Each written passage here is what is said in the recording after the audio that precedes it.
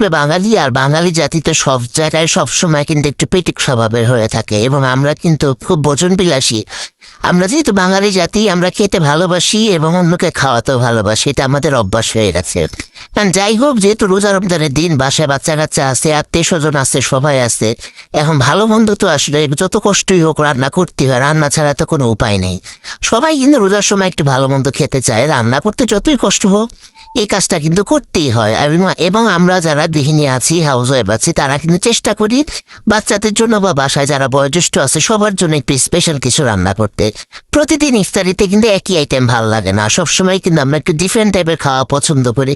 তাই আমার বাসাও কিন্তু সেম একদম সবসময় কিন্তু চেষ্টা করি একটু অন্যরকম খাওয়া আয়োজন করার জন্য। এবং সবচেয়ে বড় কথা হচ্ছে বাচ্চাদের যেহেতু একটা আবদার থাকে যে আজকে আম্মু এটা বানাও সেটা বানাও, আসলে ওদের আবদারটাকেই আসলে ফলো করে কিন্তু বাসায় রান্না করা হয়। মোটামুটি যাই রান্না করি আলহামদুলিল্লাহ সবাই খেতে পারে এবং তৃপ্তি সহকারে খায়, এটাই হচ্ছে সবচেয়ে বড় কথা।